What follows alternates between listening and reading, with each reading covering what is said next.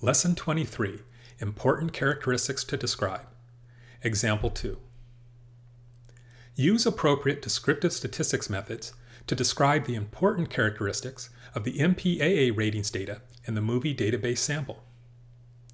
So to describe the important characteristics of data, we need to, in words of the problem, focus on the three main aspects: the distribution, the central tendency, and the dispersion of the data. Now, the data in this example are the MPAA ratings. MPAA is the Movie Picture Association of America, and the ratings of G, PG, PG-13, and R are qualitative data.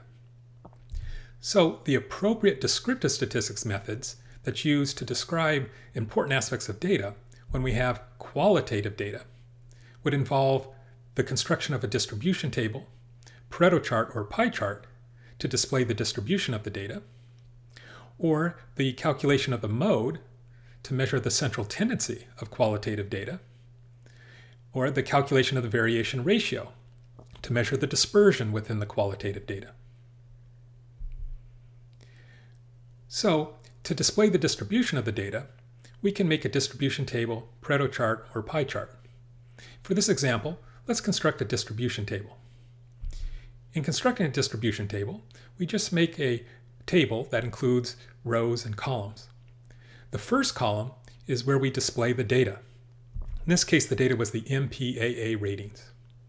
And looking at the movie database sample, the MPAA ratings we observed were ratings of G, PG, PG-13, and R. So our first column in our distribution table displays the data, the movie ratings G, PG, PG-13, and R. The second column in the table can be used to display one of the statistics that we're interested in displaying. For instance, the frequency of each of the movie ratings. To find the frequency of the data values, we need to count. So the frequency of G-rated movies in this sample, we go through all the data in the sample and count the number of G-rated movies. 1, 2, 3, 4, 5, 6, 7, 8, 9. So 9. There are a total of 9 movies in this sample that were rated G. To find the frequency of PG-rated movies, we then go through the entire sample and count the PG movies.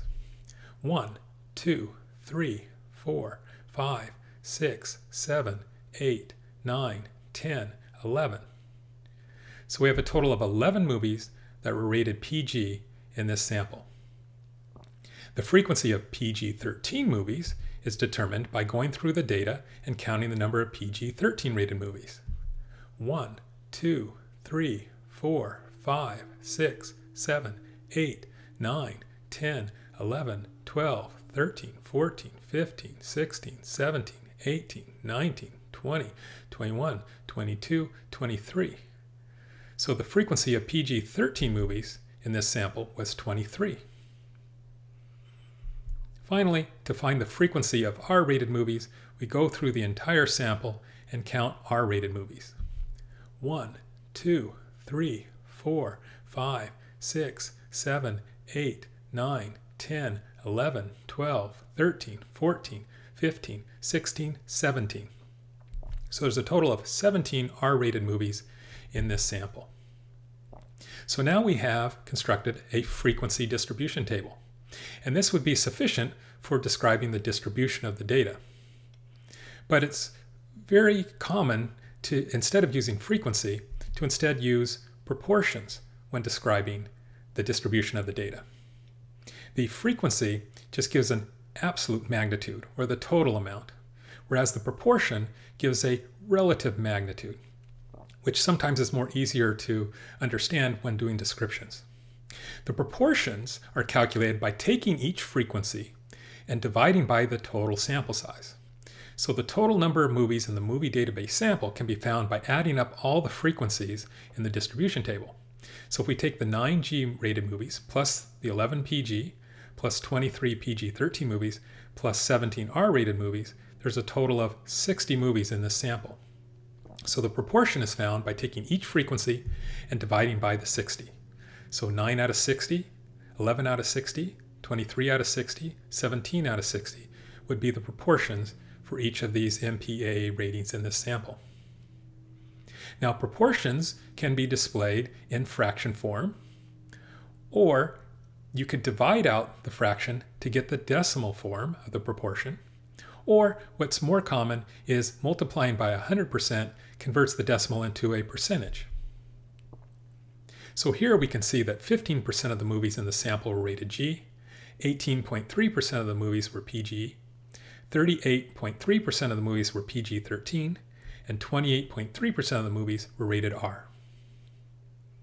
So that describes the distribution of this data. Now, to describe the central tendency of qualitative data, we need to determine the mode. The mode is the data value that occurs most frequently. So the highest frequency MPAA rating in this sample was the 23 PG-13 movies. So PG-13 occurred more than any other movies rating in our sample. So PG-13 is the mode for this sample. To describe the dispersion of qualitative data, we calculate the variation ratio. The variation ratio is the proportion of the data that is not at the mode. This is found by taking 1 minus the proportion that does occur at the mode. 1 refers to all the data, 100%.